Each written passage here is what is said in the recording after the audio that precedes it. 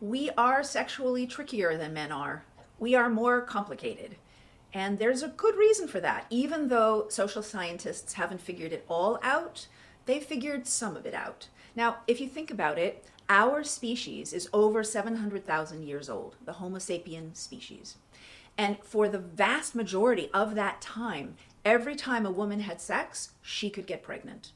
So a woman was not likely to be sort of randomly sexual, right? She was going to be extremely choosy about her sexual mates. But why then? Why can women have clitorally based orgasms and derive a tremendous amount of pleasure without intercourse? So physical anthropologists have put some of this together and conceived of the idea that perhaps a woman would test a man, test his patience, test his endurance, test his willingness to really show up and give her pleasure without the risk of pregnancy, meaning without genital intercourse. So a woman being more sexually complicated had great benefits because a woman could use that complexity to test whether or not a man could be a good prospective mate. Because if she did have intercourse, if she did become pregnant, her life depended on the guy who had impregnated her. Would he stick around? Would he hunt for her? Would he grow food for her? Would he care for her so she could then have enough nourishment to nurse a child, to carry through a pregnancy?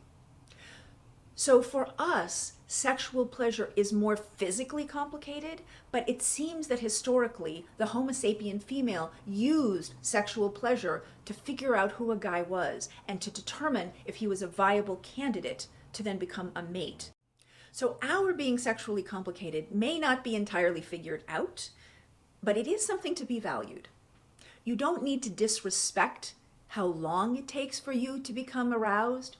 You don't need to disrespect the fact that you're not as fast as a male partner is. You know, there's something interesting about female sexuality, and that is it is hidden.